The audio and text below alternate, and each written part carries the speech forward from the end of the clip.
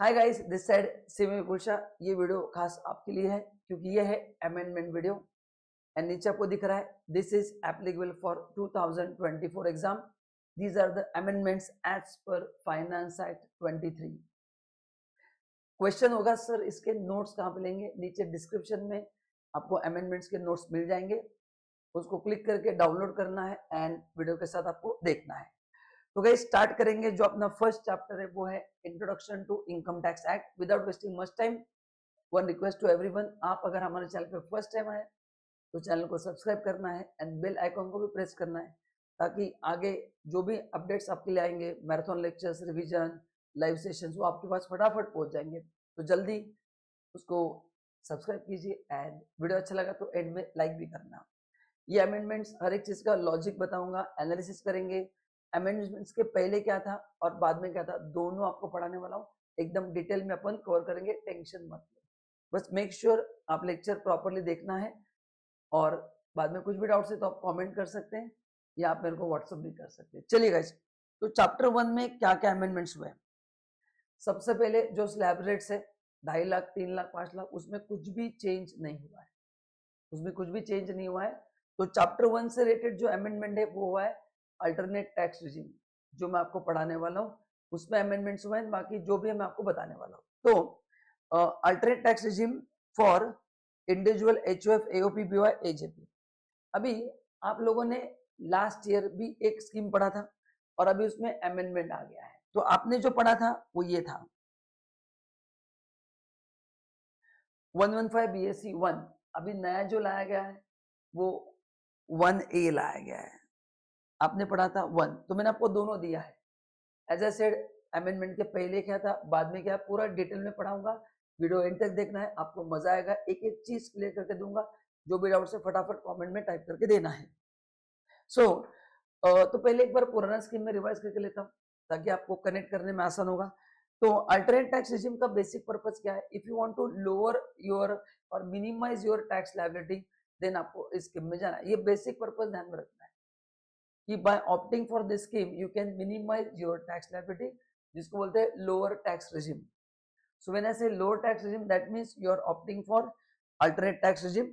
तो देखते हैं पहले पुराने स्कीम क्या थे, ठीक है। तो अभी जो अपन पढ़ने वाले हैं it is with reference to individual HUF. मैं आपको जो पढ़ाने वाला कौन सा है, इंडिविजुअल एचओएफ के लिए अपन पढ़ने वाले।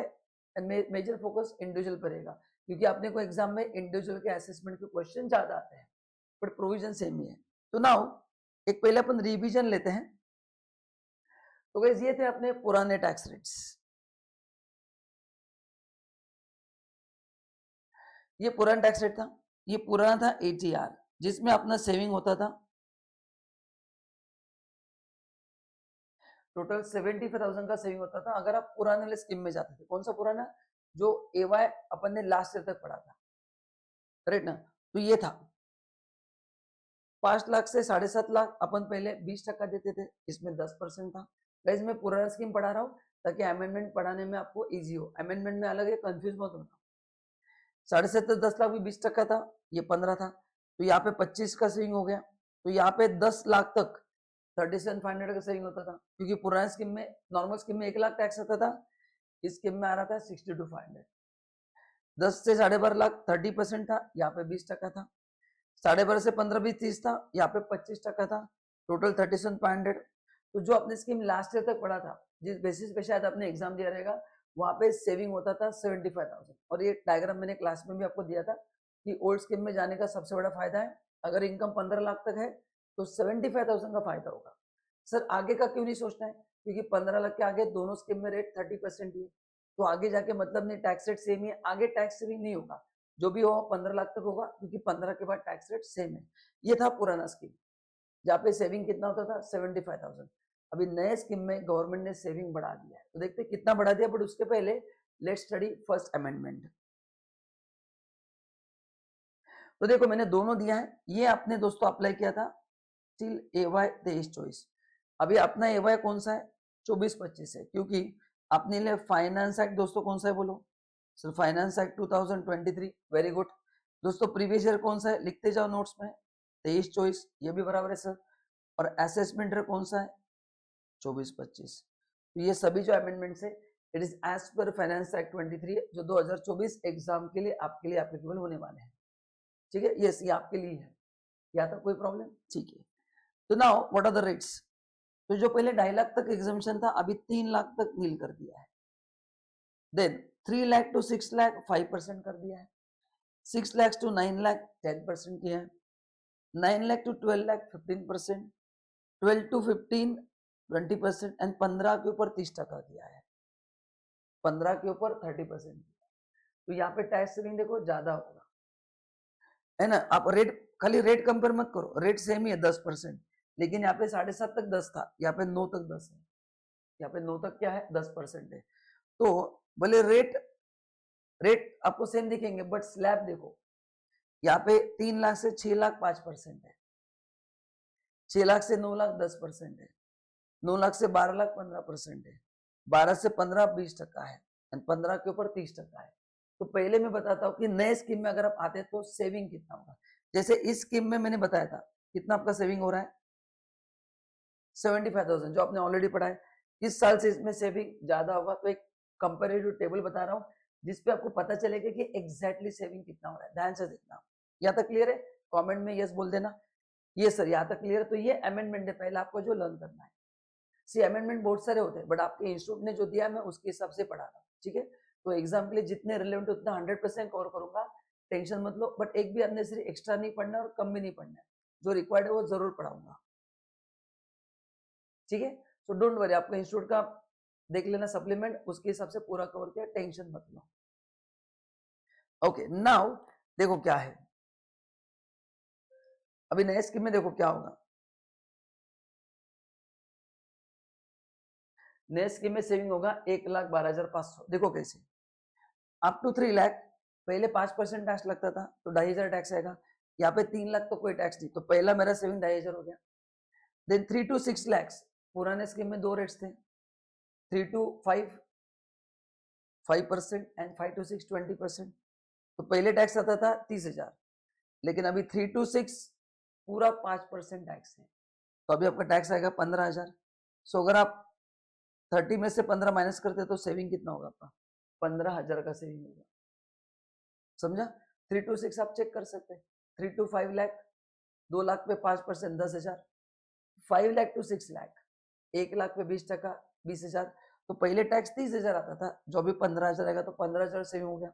देन 6 टू 9 10% है, बट पहले 6 टू 9 20% था, तो 3 लाख का 20% 60,000। यहाँ पे ओनली 10% आएगा 6 टू 9 लाख, समझ रहे हो? तो 30,000 टैक्स आएगा, तो 60 का टैक्स 30 हो गया। बोलो कितना सेविंग हो गया? 30,000। सही कहा आपने। फिर 9 टू 12 लाख, यहाँ पे 15% है, यहाँ पे 2 रेट थे। 9 टू 12 में 9 टू 10 20%, 10 टू 12 30%।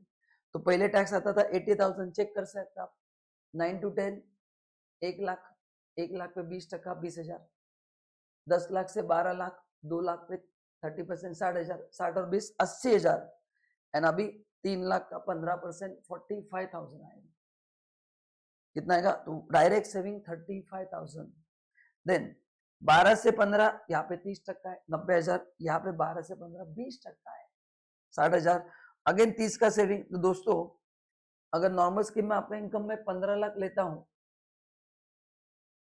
तो आपका इनकम आ रहा है, टैक्स आ रहा है 260 टू 500, और यहाँ पे टैक्स आ रहा है 1,15,000। तो डायरेक्ट सेविंग हो रहा है 1,12,500 का।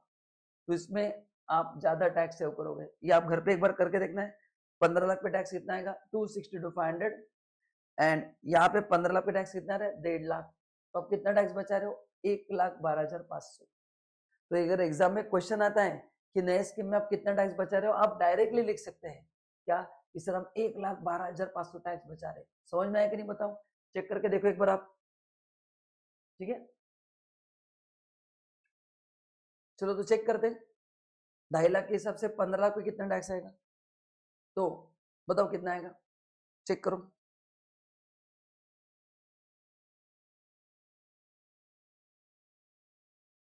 तो आप नॉर्मल स्कीम में हो,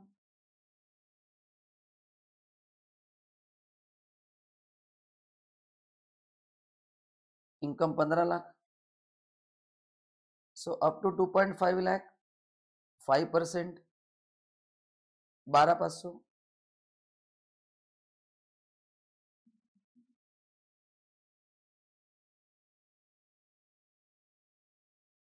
तो नेक्स्ट 5 लाख का 20% 1 लाख आएगा, एंड 10 लाख टू 15 लाख 30% 1.5 लाख आएगा।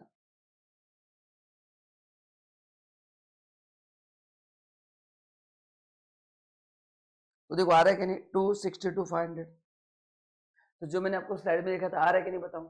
तो पहले 15 लाख में हम कितना टैक्स देते थे 262,500, एंड तो हो गया, तो ये 262,500 आ गया, ठीक है। तो अभी चेक करो ये हो रहा है कि नहीं 262,500, अभी तो 1.5 लाख आ रहा है, नेक्स्ट में कितना आ रहा है 1.5 लाख, वो भी कैलकुलेट करके देख लो। आइए नया स्कीम 115 BAC 1A, तो करो सब लोग मेरे साथ कैलकुलेट, ये रेट्स आपके सामने है। इनकम वही रखता हूं मैं 15 लाख,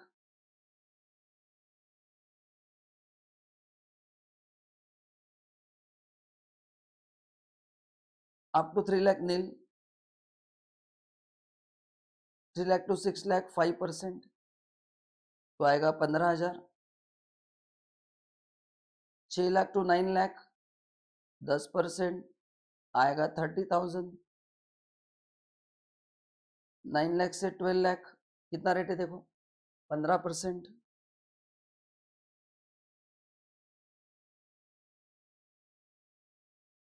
45,000।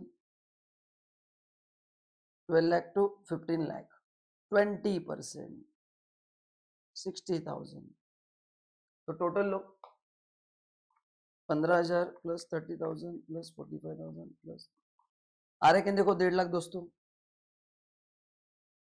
तो बताओ सेविंग हो रहा है कि नहीं।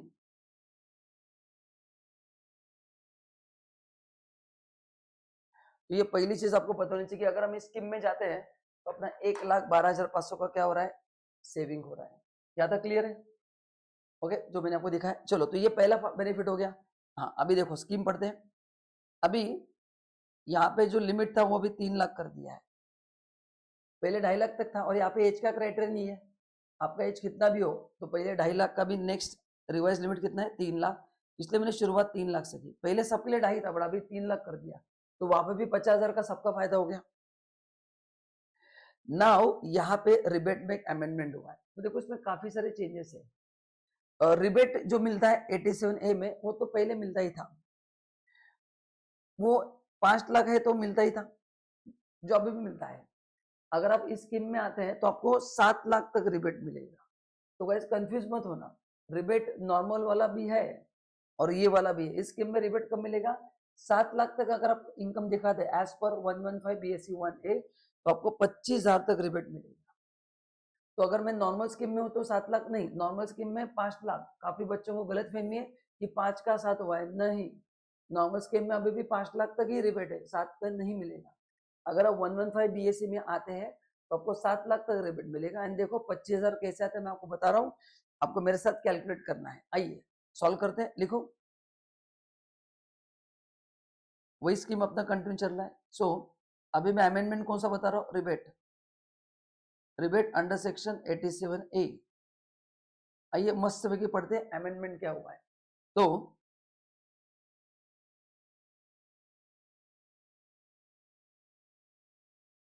इनकम अपना 7 लाख है, सर अपन कौन से स्कीम में है 115 BAC। सो 1 में कम नहीं दोस्तों, 1A में अमेंडेड में है 1A, ठीक है। चलो अभी अपना रेट अपन ने पढ़ा up to 3 lakh tax is nil, 3 lakh to 6 lakh difference पे 5%,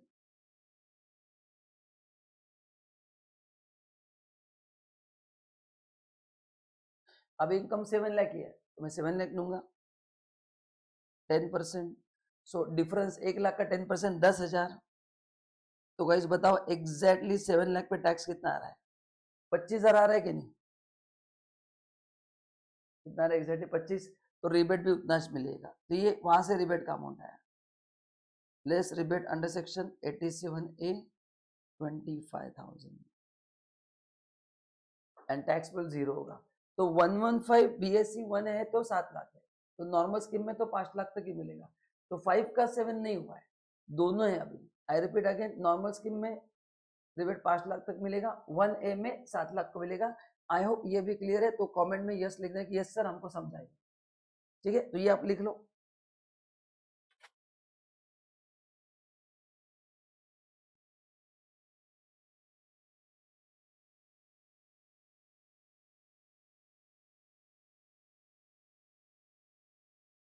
हो गया लिख के? मजा आ गया? चलो अभी और एक अमेंडमेंट पढ़ना है, मार्जिनल रिलीफ इन 87A। तो यहाँ पे एक मार्जिनल रिलीफ का नया कॉन्सेप्ट आया है, बता दो क्या है। अब ये पॉइंट होल्ड कर रखना, इस 7 लाख तक टैक्स 0 आता है नए स्कीम में, ध्यान से सुनना। अब एक नया फंडा पढ़ना है, ये है margin relief. So rebate under section 87 is subject to margin. Now what is margin relief? अपन ने पढ़ा है, when increase in tax is more than increase in income, तो उसका आपको क्या मिलता है? रिलीफ मिलता है। तो यहाँ पे भी रिलीफ मिलेगा, देखो कैसे। तो नेक्स्ट जो अमेंडमेंट है वो है marginal relief under section 87A। ये आपका नेक्स्ट अमेंडमेंट जो आपको मेरे साथ लिखना है। पहले इसका लॉजिक बताता हूँ कि क्यों आया सर ये। ठीक है, अभी पूरा डिस्कशन 115 BSc 1A का ही होगा। ठीक है, पूरा अमेंडमेंट उसका ही होगा। तो लेट्स से आपका इनकम है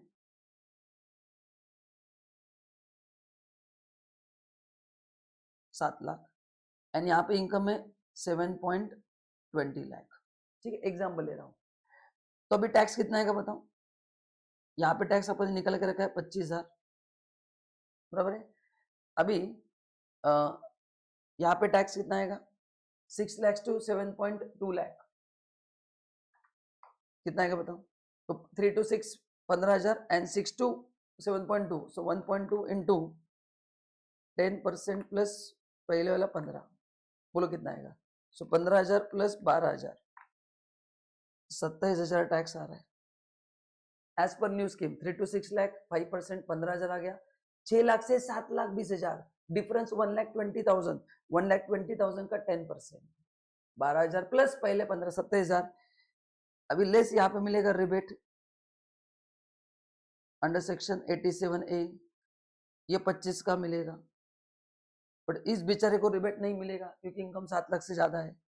तो टैक्स पेबल जो आ रहा है यहाँ पे 0 आ रहा है और यहाँ पे डायरेक्ट 27,000 आ रहा है। तो अभी आपको इन दोनों चीजों पे फोकस करना है।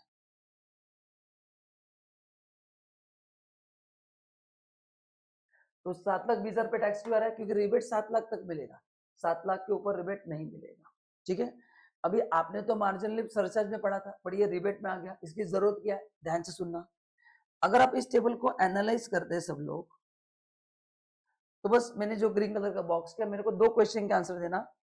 यहाँ पे इंक्रीज इन इनकम कितने से हुआ है? 20,000 से हुआ है, 7 लाख का। एंड यहाँ पे इंक्रीज इन टैक्स कितने से हुआ है? बोला भाई आप बताओ इस बेचारे के साथ सही हो रहा है गलत हो रहा है? कि इनकम 7 लाख से 7 लाख 20,000 हो गया एंड टैक्स 0 से 27,000 हो गया, तो इनकम 20,000 से बढ़ा, टैक्स 27 से बढ़ा। बोलो सही है गलत, कमेंट में लिखो फटाफट। गलत हुआ है ना? तो अभी इसमें गवर्नमेंट उसके साथ मांडवली करेगा। अभी आप बताओ, बहुत सिंपल क्वेश्चन है, आपने रिलीफ में भी पढ़ा है। आपका इनकम 20,000 से बढ़ा है, टैक्स 27 से बढ़ा है। अभी मैं बोलता हूँ कि बता तुम मैक्सिमम कितना भरने को रेडी है? 27,000 भरने को रेडी है? नहीं नहीं सर, जेब से 7,000 एक्स्ट्रा जा रहा है, तो कितना भरने को? अच्छा 0 तो बोल नहीं सकते, गवर्नमेंट सुनने वाला है क्या? तो कुछ ना कुछ तो देना पड़ेगा। तो मैक्सिमम कितना देने को रेडी हो गए? आप बोलेंगे सर 20 से इनकम बढ़ा है, 20 लेके जाओ, पर जेब से एक्स्ट्रा मत लेके जाओ। नो प्रॉफिट नो लॉस, मतलब 20 भी जाएगा 7 भी जाएगा, उससे अच्छा 20 का चलता है। तो मैक्सिमम कितना टैक्स देने को रेडी हो? 20,000, तो उसके ऊपर कितना है? 7,000, इतना आपको रिलीफ मिलेगा, है ना? सेम वही फॉर्मूला, क्या फॉर्मूला अपना मार्जिन रिलीफ का? सेम जो अपन ने फॉलो किया था, increase in income, increase in tax minus increase in income. तो increase in tax 27,000, increase in income 20,000, तो रिलीफ कितना मिलेगा आपको? 7,000 का रिलीफ मिलेगा।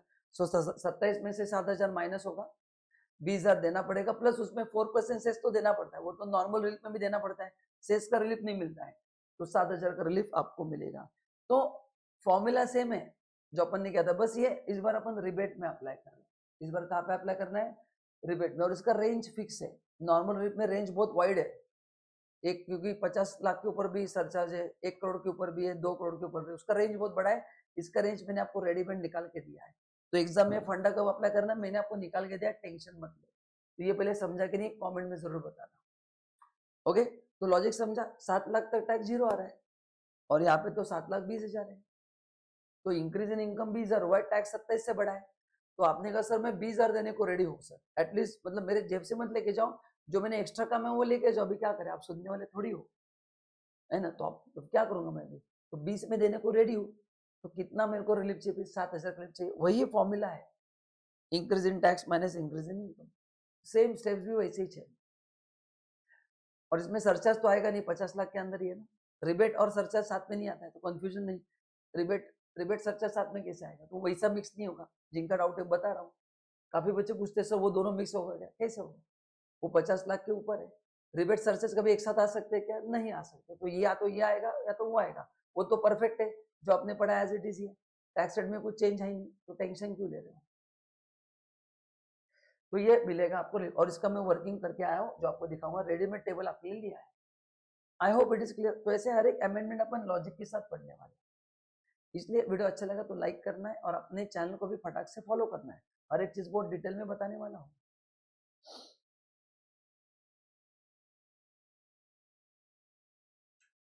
ठीक है, लॉजिक समझ में आ गया। आइए और एक न्यूमेरिकल देखते हैं। देखो नाउ, यहाँ पे x का एज 30 दिया है, उसका इनकम मैंने अलग अलग दिया, 7 लाख दिया है, 727 दिया है, 730 दिया है, एंड 750 दिया है। ठीक है, and he does not want to opt for regular tax regime, मतलब वो इस स्कीम में आना चाहता है। ठीक है, नाउ गाइस ये लिमिट आपको रटना है, इसके बाद रिलीफ नहीं मिलेगा, मार्क करना। तो अगर आप इस स्कीम में आते हैं एंड इनकम 727,770 से ऊपर रहेगा, तो ये अप्लाई नहीं होगा, डायरेक्टली आप 4% से ऐड करते हैं, तो ये आपको मार्क करना है। तो यहाँ पे देखो जरा, यहाँ पे मिलेगा, यहाँ पे नहीं मिलेगा, और यहाँ पे भी नहीं मिलेगा। तो इस क्वेश्चन में खाली, अच्छा पहले तो 7 लाख उस पर मिलेगा नहीं, क्योंकि वो तो जीरो होने वाला है। तो यहाँ पे खाली 727 पे अपन रिलीफ का वर्किंग करेंगे। तो 727, अच्छा इसके बाद क्यों नहीं मिलेगा? क्योंकि 720 के बाद, इस अमाउंट के बाद increase in tax, increase in income is more than increase in tax. Relief कब नहीं मिलता है? when increase in income is more than increase in tax, so no relief कब? when increase in income is greater than increase in tax। तो ये कौन से income पे हो रहा है? ये हो रहा है 727,770 पे। तो एग्जैक्टली इतना है, तो उसके ऊपर नहीं मिलेगा।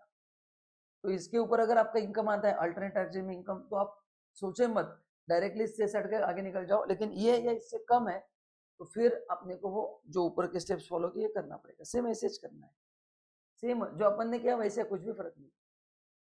ठीक है, ये लिख लिया आपने। देखो क्वेश्चन, अच्छा पहले इनकम 7 लाख, टैक्स 25,000, रिबेट 25,000 मिलेगा, तो रिलीफ की जरूरत नहीं है, तो ये सब जीरो हो जाएगा।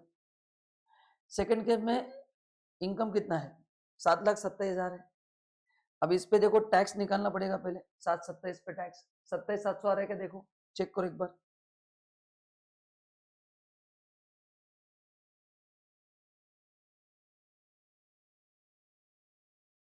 इनकम 7,27,000, अप टू 3 लाख कोई टैक्स नहीं, 5%, 15,000। तीसरा 6 लाख टू 727, इस पे 10%, सो 1,27,000 का 10%, 12,700, 27,700 आ गया। बराबर है। तो अभी देखो एकदम सिंपल है। अभी बताओ इनकम कितने से बढ़ा है? 7 लाख का 727 हुआ है। सो इंक्रीज इन इनकम कितने से हुआ है? 7 लाख तक नहीं आता ना, तो 7 के ऊपर देखना है, क्योंकि 7 तक जीरो है, तो 7 से कंपेयर करना है। 7,27,000 माइनस 7 लाख। जैसे नॉर्मल सरचार्ज में आप 50 से कंपेयर करते हैं, वैसे वहां पे 7 पे। 7 क्यों? क्योंकि दोस्तों 7 पे टैक्स जीरो हो रहा है ना, plus increase in tax.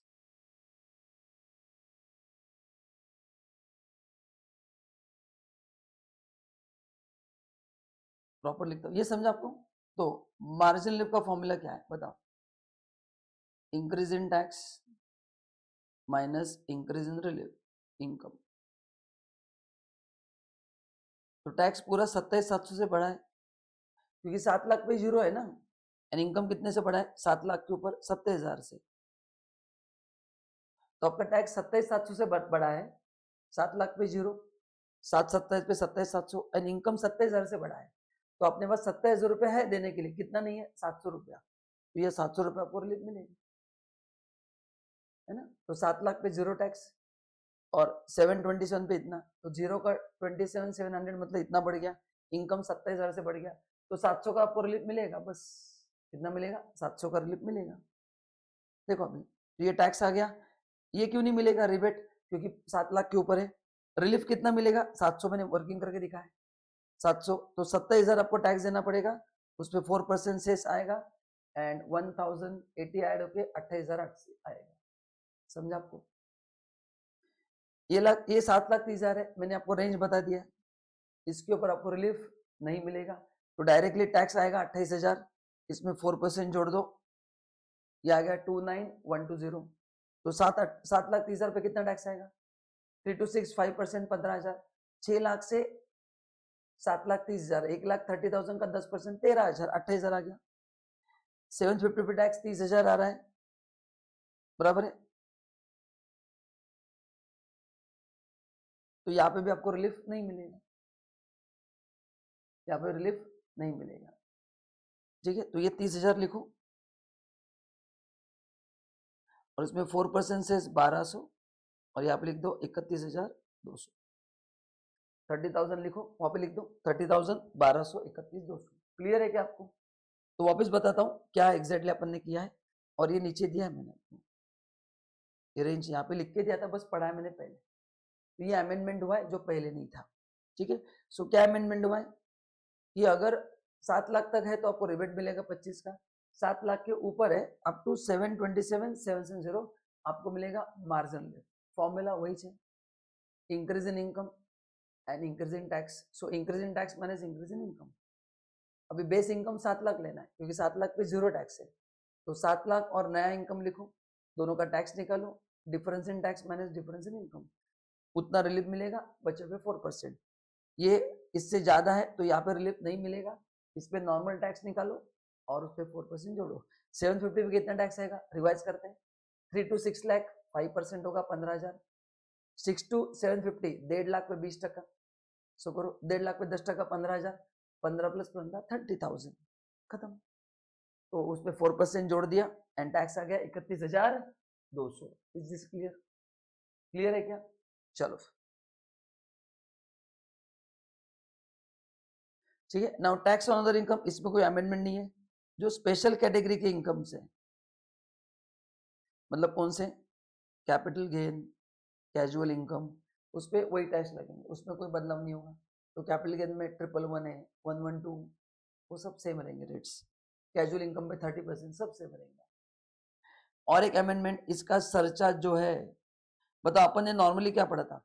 5 crore के ऊपर 37% सरचार्ज है, यहाँ पे सरचार्ज 25% होगा। खाली टैक्स रेट अलग है ना, सरचार्ज तो अपन चैप्टर 1 के हिसाब से लेंगे, मतलब जो अपना नॉर्मल है। तो ये भी अमेंडमेंट हुआ है, तो बहुत सारे अमेंडमेंट्स हुए। टैक्स रेट बदला है, रिबेट 7 लाख गया है, मार्जिन लिफ आ गया है, देन सरचार्ज में बदला हुआ है। तो ये 4 अमेंडमेंट्स हो गए, ठीक है। तो ये अभी 5 करोड़ के ऊपर 25% रहेगा इस स्कीम में, नॉर्मल स्कीम में 37%। अब ये जो रिस्ट्रिक्शंस थे ये एज इट इज है, उसमें ये एक अमेंडमेंट हुआ है कि अभी सैलरी में आपको जो पहले नहीं मिलता था स्टैंडर्ड डिडक्शन, इस साल से आपको स्टैंडर्ड डिडक्शन मिलेगा। नहीं तो अल्टरनेट टैक्स रिजिम में अपन सैलरी का स्टैंडर्ड डिडक्शन क्लेम नहीं करते थे। इस साल से 50,000 जो कट किया मतलब मिलेगा, ये रिस्ट्रिक्शन है ना, ये रिस्ट्रिक्शन से बाहर आ गया मतलब अभी आप 50 क्लेम कर सकते हैं।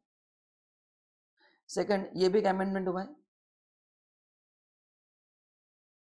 कि पहले अपन अल्टरनेट टैक्स रिजिम में जाते थे तो फैमिली पेंशन का एक बेनिफिट मिलता था, देखो अदर सोर्स में 1/3 ऑफ पेंशन और 15,000 विच इज लेस, वो अपन माइनस नहीं करते थे, अभी माइनस करना है।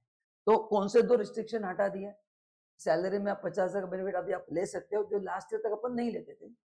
फैमिली पेंशन में अपन बेनिफिट नहीं लेते थे, इस साल लेंगे, कितना लेंगे, as per other source 1/3 of family pension और 15,000 विच एवर इज लेस, इतना आपको बेनिफिट जरूर मिलेगा। ठीक है, बाकी बाकी सब सेम ही है जो अपन ने पहले पढ़ा था, बाकी सब कुछ सेम है।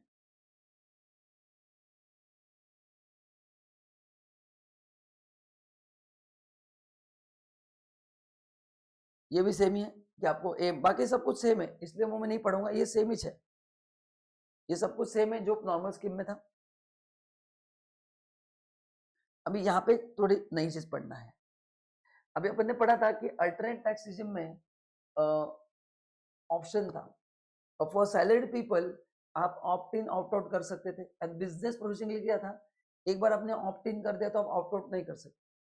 जाने का कब है आपके हिसाब से, आप ऑप्ट इन कभी भी करो, स्कीम आने के बाद you can opt in any point of time, but exit point नहीं था, कुछ एक्सेप्शनल केसेस में था, बराबर है। तो अपने को अभी ये पढ़ना है, अमेंडमेंट देखो क्या हुआ है, यहाँ पे बी पॉइंट पहना है, if the assessee has business profession income the option can be exercise for any previous year relevant to assessment year. ये तो अपन ने ऑलरेडी पढ़ा है, बराबर है। हाँ, नाउ तो ये तो अपन ने पहले पढ़ा था, अभी अमेंडमेंट यहाँ पे देखो, यहां से पढ़ना है।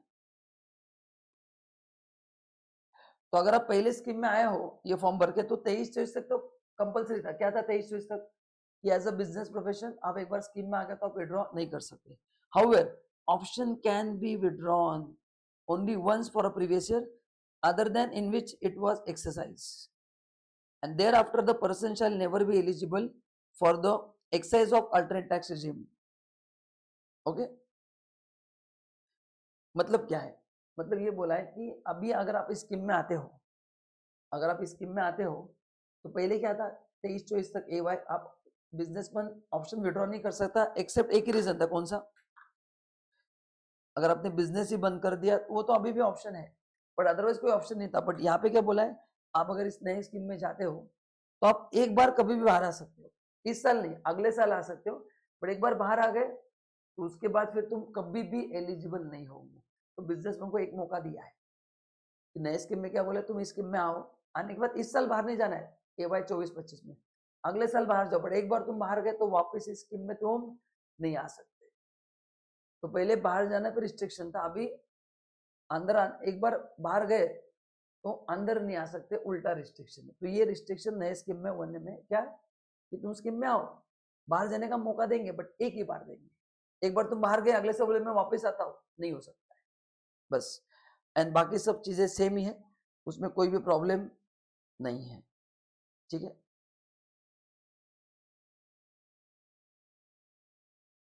तो ये मैंने यहाँ पे एक एग्जाम्पल दिया, आप पढ़ सकते, देखो एक an individual does not have any business profession income for assessment or 24-25. If it does not exercise the option, you will have to pay tax under the alternate tax regime. However, if he exercises the option for regular tax scheme for 24-25 along with return of income under 139(1), the option will be valued only for assessment or 24-25. For next assessment year, he may or may not choose to pay tax under regular tax regime. मतलब क्या, ध्यान से सुनना, अभी इस बार से ये by default option किया गया है, मतलब एग्जाम में अगर कुछ भी नहीं दिया है तो आपको 115 BSc 1A के हिसाब से सॉल्व करना है। इसलिए देखो क्या दिया, आपने ध्यान से पढ़ा नहीं, अगर कुछ नहीं बोला, आपने ऑप्ट नहीं भी किया, आपने ऑप्शन एक्सरसाइज नहीं भी किया, तो भी आपको टैक्स 115 BSc के हिसाब से देना पड़ेगा। मतलब क्या है, ये बाय डिफॉल्ट स्कीम है, तो अगर एग्जाम में कुछ भी नहीं दिया है तो आपको 115 BSc 1A के हिसाब से ही दोस्तों सॉल्व करना है। ओके, तो इस साल आप इस स्कीम में आ गए by default. If however if he exercise the option for regular tax scheme, आपने इस साल रेगुलर टैक्स में आगे फिर भी आपने उस स्कीम में बाय डिफॉल्ट थे, आपने कहा नहीं मेरे को नॉर्मल स्कीम में जाना है, ओके। अभी अगले साल क्या होगा, ये ऑप्शन इसी साल वैलिड होगा, अगले साल ही मे और मे नॉट चूज टू पे टैक्स अंडर रेगुलर स्कीम, अगले साल अगेन आपको ऑप्शन ओपन हो जाएगा कि आप नॉर्मल स्कीम में जा सकते हैं या अल्टरनेट टैक्स में रिजीम में जा सकते हैं। बट आपने अगले साल भी कोई ऑप्शन एक्सरसाइज नहीं किया तो वापस आप कौन सी स्कीम में जाओगे, बाय डिफॉल्ट स्कीम में जाओगे, है ना। तो बाय डिफॉल्ट ये ऑप्शन रहेगा। कॉन्वर्सली इफ यू वांट्स टू पे tax under regular tax scheme for AY 25-26, आपको फिर वापस अगले साल फ्रेश ऑप्शन एक्सरसाइज करना पड़ेगा। सो उनका बोलना क्या है, AY 24-25 में आपका जो बाय डिफॉल्ट ऑप्शन होगा वो होगा 115 BAC 1A। बाय डिफॉल्ट मतलब आपने कुछ भी नहीं बोला है तो ये होगा, लेकिन आपने कहा मेरे को स्कीम में नहीं जाना है, मेरे को नॉर्मल स्कीम में जाना है, तो आप जा सकते हैं। फिर अगले साल क्या होगा, फॉर AY 25-26, देखो क्या बोला अगले साल, if it does not exercise the option for AY 2026 he will be govern again, तो अगले साल बाय डिफॉल्ट ऑप्शन यही होगा।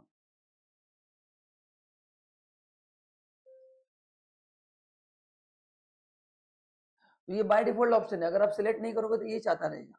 लेकिन आगे you will have to exercise the fresh option along with the return of income for assessment 26, correct ना। सो उसको वापस बताना पड़ेगा कि कौन सी स्कीम में जाना चाहता है, एंड एक बार आपने ऑप्ट किया तो फिर खत्म, फिर आपको उसी स्कीम में रहना है। हाँ, फॉर सैलरीड पीपल आप कर सकते हैं ऑप्ट इन आउट, बिजनेसमैन के लिए मैंने आपको बता दिया एक बार बाहर से आ सकते हैं, वापस अंदर नहीं आ सकते। तो ये सिंपल चीज का मतलब क्या है, एकदम सिंपल बताता हूँ। एग्जाम में कुछ भी नहीं दिया है तो आपको by default 115 BAC 1A apply करके क्वेश्चन सॉल्व करने हैं, ये ध्यान में रखना है। मतलब हमको सर सभी रिस्ट्रिक्शन याद रखने पड़ेंगे, यस गाइस, कोई चॉइस नहीं है। ये आपको याद रखना पड़ेगा कि अलग अलग हेड्स में कौन से बेनिफिट नहीं मिलेंगे, इसलिए मैंने चैप्टर का नंबर भी दिया है, कौन सा सैलरी में, कौन सा PGPP में, ये नंबर भी आपको इजी करने को दिया है। देखो नंबर दे दिए मैंने, बस आपको उस चैप्टर में जाके आपको ध्यान में रखना है। तो क्या करो, इसका प्रिंट निकाल के रखो, जब भी आप उस चैप्टर के क्वेश्चन सॉल्व कर रहे हो दिमाग में रखना ये नहीं मिलेगा। तो टैक्स निकालते समय कुछ नहीं दिया तो ये एग्जाम्पशन विड्रॉ कर लो एंड फिर टैक्स निकालना है। तो ये गाइस अनफॉर्चुनेटली लर्न करना पड़ेगा, इसका कोई सॉल्यूशन नहीं है।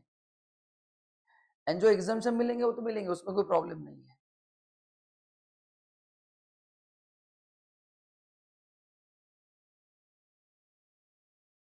एंड देखो ये है,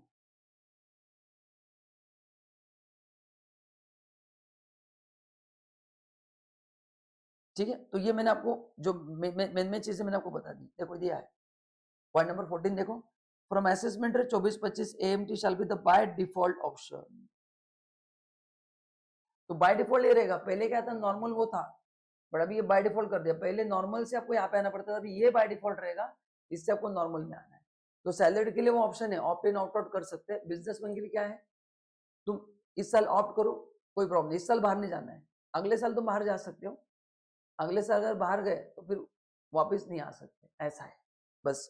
तो ये था अपना अमेंडमेंट चैप्टर 1 के जो अमेंडमेंट थे मैंने आपको बता दिए। I hope it is clear. लगभग अपन ने 35 to 40 मिनट्स में इन्वेस्ट किया है। उसमें क्या क्या अमेंडमेंट्स हुए, पहला बता देता वापस, जो आपको अच्छे से लर्न करना है दोस्तों। पहला ये टैक्स रेट चेंज हो, आपको ध्यान में रखना है। सेकंड 87A का रिबेट ध्यान में रखना है। तीसरा 87A में जो रिलीफ मिलेगा वो ध्यान में रखना है। चौथा सरचार्ज का रेट 25% होगा, ये ध्यान में रखना है। पांचवा ये जो रिस्ट्रिक्शन है ये अभी मिलेंगे, ये पांचवा अमेंडमेंट। एंड सिक्स्थ अमेंडमेंट ये ध्यान में रखना है, कौन सा, पॉइंट नंबर 14 का। क्या सिक्स्थ अमेंडमेंट है कि ये आपका बाय डिफॉल्ट ऑप्शन रहेगा, तो एग्जाम में सॉल्व करते समय इसके हिसाब से सॉल्व करना है। तो घर पे आपको होमवर्क क्या है, वो जो रिस्ट्रिक्शन है वो आपको अच्छे से लर्न करने पड़ेंगे, तो 2-3 बार लिख कर रखना ताकि याद रहेंगे कौन से है। तो ये 6 अमेंडमेंट्स पहले चैप्टर में इन ATR हुआ है, बाकी सब कुछ सेम है जो आपने पढ़ा है, मतलब आपके एग्जाम के हिसाब से बाकी सब कुछ सेम है। Again I am saying amendment बहुत सारे होते हैं, बट आपके लिए जो रिलेवेंट है, तो बाकी अपने जो टैक्स रेट्स पढ़े वो एज इट इज होंगे, कोई चेंज नहीं होगा, टेंशन मत लो। Is that clear? ठीक है। अगर आपको नए नोट्स चाहिए तो नीचे कमेंट कर देना, मैं अपडेटेड नोट्स का लिंक भी शेयर कर दूंगा, टेंशन मत लो। अभी मैंने अमेंडमेंट्स दिया है, अगर आपको नए नोट्स भी चाहिए आपको कंपेयर करने के लिए, तो नीचे आप बोल देना please share the notes link, मैं नीचे नए नोट्स का लिंक भी शेयर कर दूंगा, टेंशन मतलब पूरे अमेंडेड नोट्स दे दूंगा, don't worry, free of cost. चलो नाउ रेशियो स्टेटस में एक छोटा सा अमेंडमेंट हुआ है, बाकी सब कुछ सेम ही है। अभी देखो ये एक्चुअली गिफ्ट से रिलेटेड है ना। देखो मैं बताता हूँ। अच्छा, गिफ्ट में अपन ने क्या पढ़ा था, कैश फॉर्म में अगर गिफ्ट है तो टैक्सेबल है ना। उसके 5 कैटेगरी थे, उसमें हर एक कैटेगरी में 50,000 का एग्जाम्पशन था। तो देखो क्या अमेंडमेंट हुआ है, ये सेक्शन 9 में अमेंडमेंट है एक्चुअली। देखो क्या लिखा है, any sum of money extend 50,000 received by RNOR, received by RNOR without consideration from a person resident India. अभी देखो पहले अपन बात करते हैं RNOR, थोड़ा रिवीजन करते हैं। RNOR कौन से इनकम पे इंडिया में टैक्स देता है,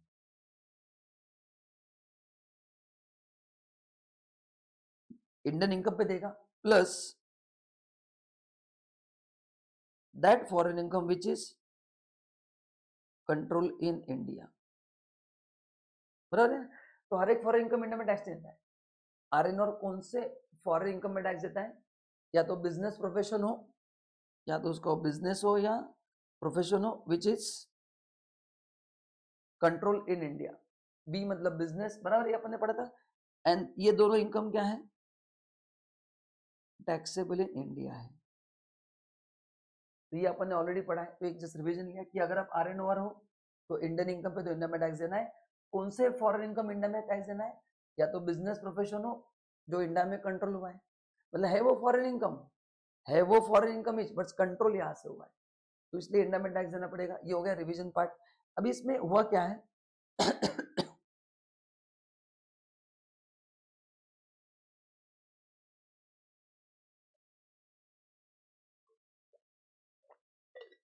इसमें अमेंडमेंट क्या हुआ है सब बता दो। अभी क्या होता था, इनको गिफ्ट मिलता था 50, देखो क्या लिखा है, after this amendment gift of money exceeding 50,000 in financial year by person resident India to individual HF who is RNOR will be taxable in India if gift is made after 1 April 23। now थोड़ा logic समझो क्या हुआ है।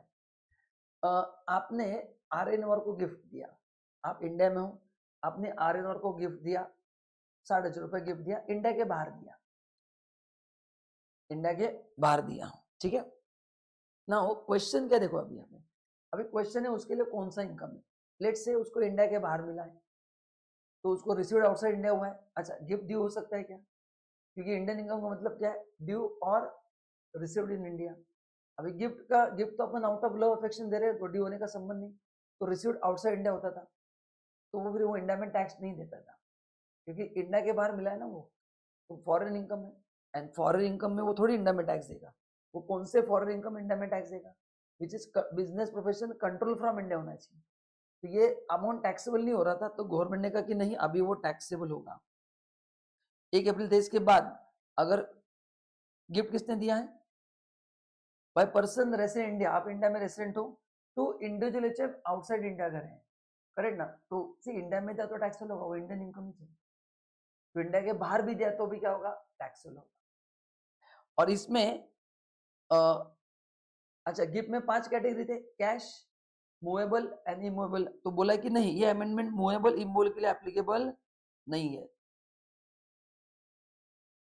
Movable में 2 थे, without consideration, इनएडिक्वेट consideration, जो gift में थे, तो उसके लिए नहीं होगा, खाली कैश के लिए होगा। तो आप इतना लर्न करो बस सिंपल, आप इंडिया में रेसिडेंट हो, इंडिविजुअल HF, आपने इंडिया के बाहर RNOR को गिफ्ट दिया है, एंड ऑब्वियसली लिमिट तो 50 का है, वो तो सेम ही होगा। तो 50 के ऊपर 60 है तो पूरे 60 पे टैक्स आएगा। तो पहले थोड़ा क्लैरिटी नहीं था क्योंकि उनको इंडिया के बाहर मिलता था, और गिफ्ट ड्यू कैसे होगा, तो वो इनडायरेक्टली फॉरेन इनकम ही माना जाता था।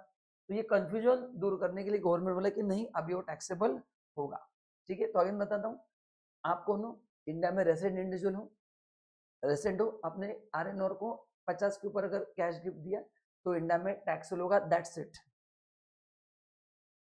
Then now income exempt from tax chapter 3 में अपन आते हैं, उसमें बहुत इंपॉर्टेंट अमेंडमेंट हुआ है 1010D।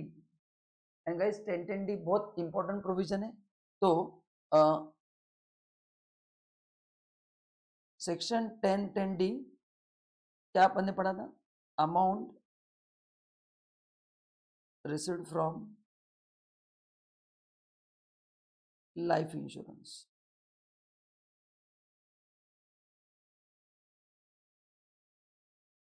इसका बाय डिफॉल्ट नेचर क्या था? एग्जेम्प्ट।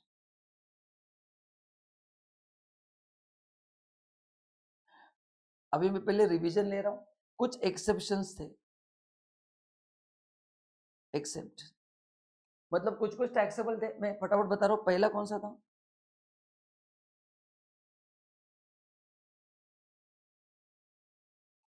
हैंडीकैप पॉलिसी टैक्सेबल था, अगर आपको याद है तो।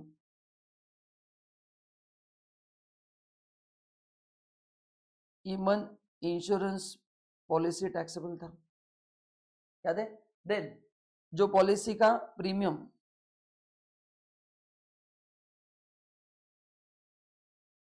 सम एश्योर्ड के 20% से ज्यादा है तो टैक्सेबल था। देन सम एश्योर्ड के 10% से ज्यादा है तो टैक्सेबल था। सम एश्योर्ड के 15% से ज्यादा है तो वो भी टैक्सेबल था। अरे याद आ रहा है कि नहीं आपको? प्लस अपन ने पढ़ा था यूलिप,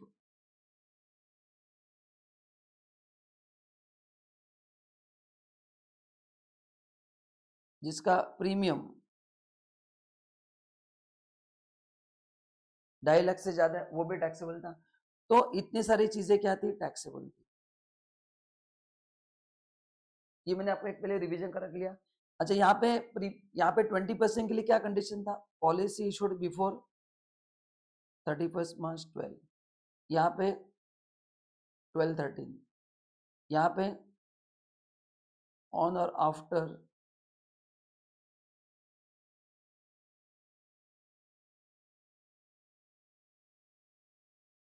1/4/23, यहाँ पे ऑन और आफ्टर 1/4/23। एंड 15% किसके लिए था?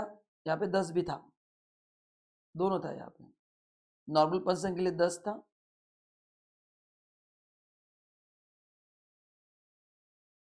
हैंडीकैप के लिए 15 था। एंड यूलिप में कब इशू किया है?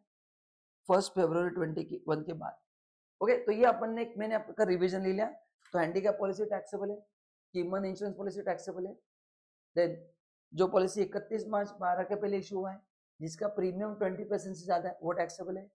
जो 12/13 में इशू हुआ है, जिसका प्रीमियम 10% ज्यादा है, वो भी टैक्सेबल है।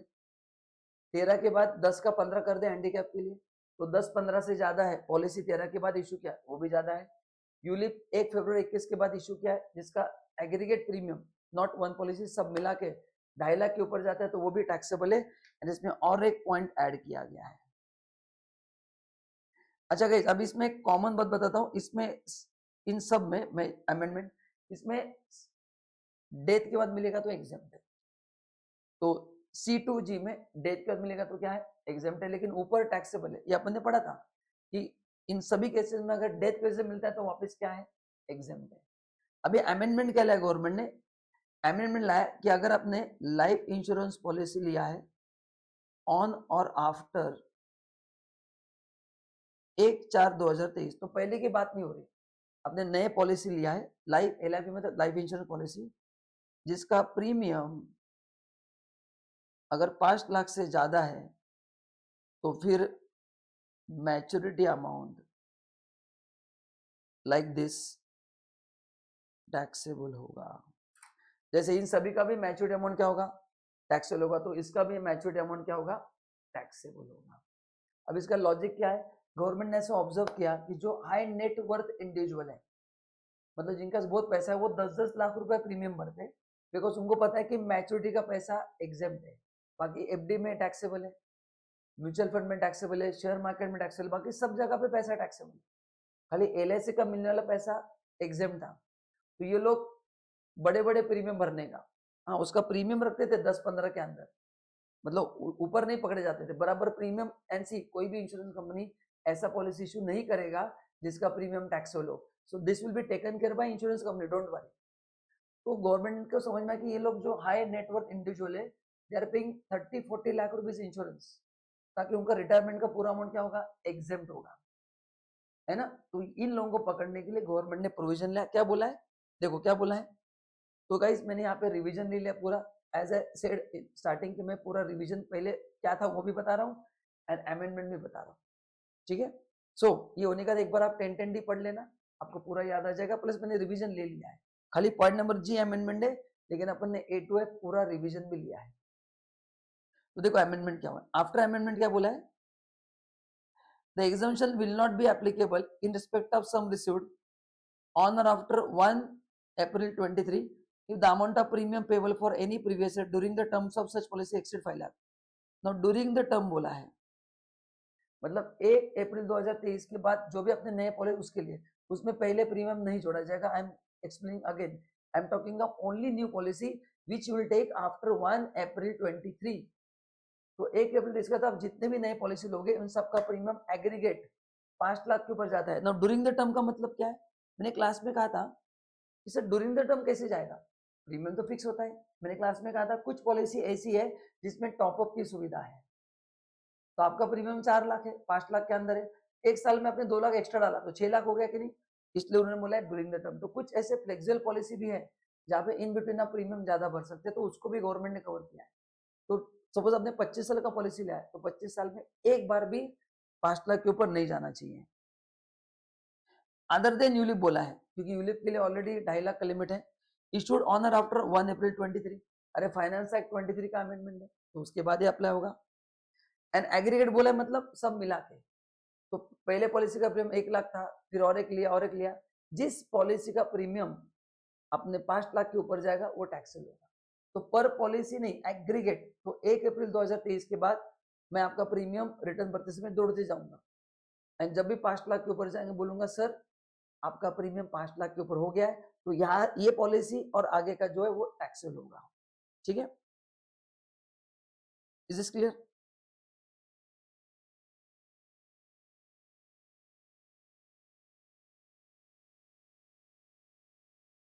ठीक है, तो अभी मैं कुछ एग्जांपल लेकर, ये नहीं पढ़ा तो चलने वाला है। अच्छा, अगेन एक्सेप्शन,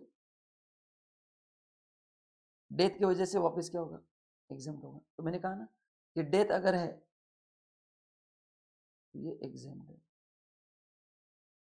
तो फिर 20% से ज्यादा है, 10 से ज्यादा है, 15 से ज्यादा है, 2.5 लाख से ज्यादा है, 5 लाख ज्यादा है, डेथ की वजह से एग्जाम है, अदरवाइज टैक्सेबल होगा।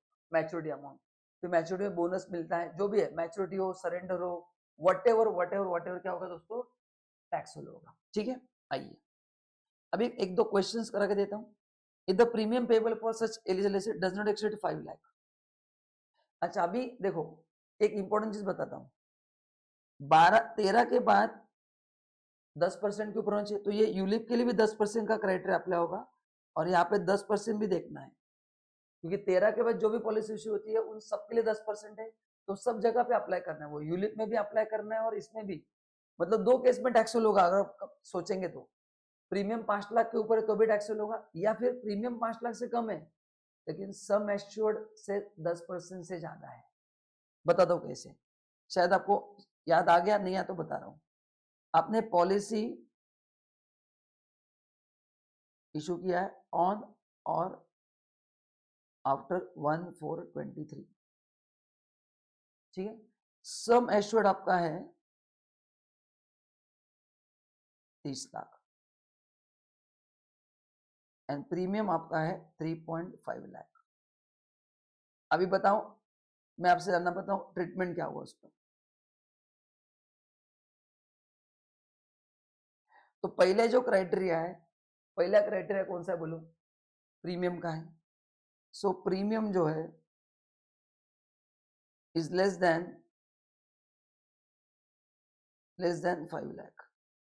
चेक करो, 3.5 lakh is less than 5 lakh.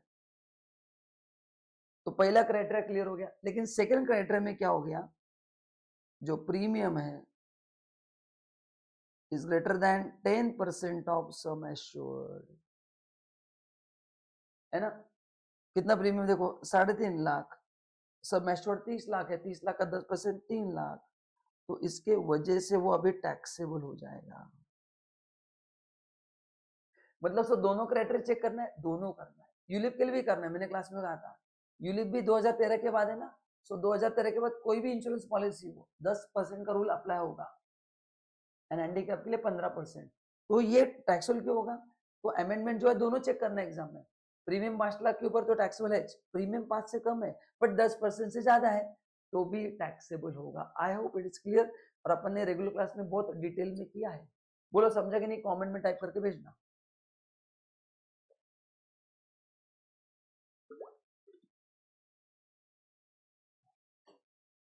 Clear है, समझा आपको? गुड। देखो 5 लाख के ऊपर है एंड प्रीमियम 10% से कम नहीं है तो फिर एग्जाम्पशन 10% एग्जाम्पशन मिलेगा। 5 लाख से ऊपर गया तो फिर एग्जाम्पशन नहीं मिलेगा, है ना। देखो एग्जाम्पल देखो, पहला एग्जाम्पल इशू किया 1/4/2023 को, सॉरी 1/4/2013 को।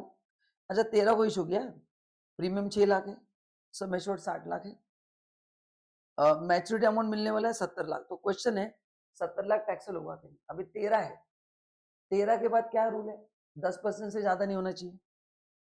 तो देखो, तो सम एश्योर्ड 60 लाख है, 60 लाख का 10% करो, 6 लाख आ रहा है कि नहीं?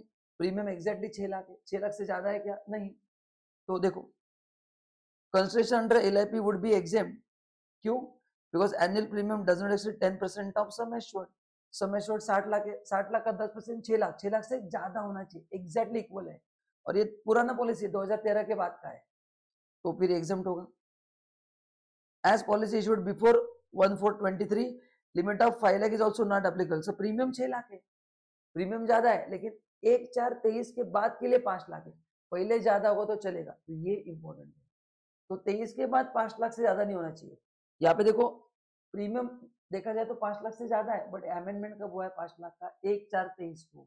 तो बहुत क्लियर कट दिया है, लिमिट ऑफ 5 लाख एप्लीकेबल है 1/4/23 के बाद, पहले के लिए कोई टेंशन नहीं है तो इसलिए एग्जाम्प्ट होगा। दूसरा एग्जाम्पल, पॉलिसी भी 23 में इशू किया है, प्रीमियम 5 लाख है, सम एश्योर्ड 50 लाख है। अभी देखो ये लेटेस्ट अमेंडमेंट है, 50 लाख का 10% करूंगा मैं, कितना होता है? 5 लाख। ये 5 लाख से कम है, एग्जैक्टली 5 लाख है, तो ये भी क्या होगा? एग्जेम्प्ट होगा। दोनों 5 लाख से भी कम है और 10% से कम है, इसका 10% भी 5 लाख आता है। तो पहला condition fulfil, premium less than 5 lakh, yes, and is it less than 10%? Yes, equal हो रहा है ना 5 लाख, 50 का 10% 5 लाख होगा। तो यहाँ पे premium is less than equal to 5 lakh है, सेम है ना, तो वो भी, और सम एश्योर्ड का 10% भी 5 लाख है, तो दोनों क्राइटेरिया में, और प्रीमियम एग्जैक्टली 5 लाख है, तो दोनों क्राइटेरिया में सेट हो रहा है, एग्जाम्पशन मिलेगा। तीसरा 1/4/23 को किया है, अभी देखो 6 लाख का प्रीमियम में फंस गए ना। अच्छा देखो अभी दो कंडीशन है, पहला कंडीशन सम एश्योर्ड 60 लाख है, इसका 10% करूंगा मैं, 10% ऑफ 60 लाख 6 लाख। अभी पहला चेक पॉइंट अप्लाई करते हैं, पहला check point, is premium greater than 5 lakh? Yes, 6 lakh is greater than 5 lakh, खत्म, टैक्सेबल। दूसरा क्राइटेरिया अप्लाई करने की जरूरत नहीं है, ये पहले क्राइटेरिया में टैक्सेबल होगा, तो एग्जाम्पशन आपको नहीं मिलेगी। हाँ भले 6% से इक्वल है ये, मतलब 10% के क्राइटेरिया के हिसाब से टैक्सेबल नहीं होगा क्योंकि एग्जैक्टली 10% है, लेकिन प्रीमियम 5 से ज्यादा है तो देखो टैक्सेबल होगा। आपको समझा कि मैंने इसके एक क्वेश्चन भी ले लिए। If the aggregate amount of premium does not exceed 5 lakh for any previous year and annual premium less than 10 है तो एग्जाम्पशन मिलेगा। अभी एग्रीगेट वर्ड लाया मैंने, बस बाकी सब कुछ सेम है। तो एग्रीगेट प्रीमियम भी 5 लाख के अंदर है और उसका जो प्रीमियम है वो सम एश्योर्ड के 10% से कम है, तो यहाँ पे वर्ड एग्रीगेट है तो भी एग्जाम्पशन होगा। If the aggregate amount of premium exceed 5 lakh तो फिर क्या होगा? टैक्सेबल होगा, फिर टैक्सेबल होगा। देखो अभी पॉलिसी इशूड 1/4/23 को क्या है, प्रीमियम 3 लाख 2 लाख है, सम एश्योर्ड 30 लाख और 20 लाख है। अभी देखो पहला कंडीशन एनुअल प्रीमियम 1/4/23 का इशू है, 5 लाख के अंदर है क्या? हाँ सर 5 लाख के तो अंदर है, और 10% के भी इक्वल है, यस, 30 लाख का 10% 30 लाख 2 लाख, तो क्या होगा बोलो? एग्जेम्प्ट होगा। क्या होगा? एग्जेम्प्ट होगा, क्योंकि 10% से भी कम है और 5 लाख से भी कम है। अरे समझ में आ रहा है कि नहीं? बहुत सिंपल है, डाउट से तो कमेंट्स में लिखो फटाफट। नेक्स्ट अभी बताऊं,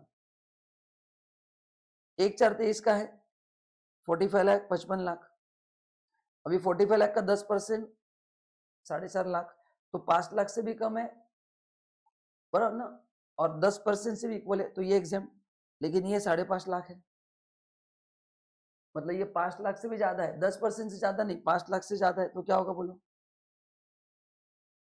बोलो।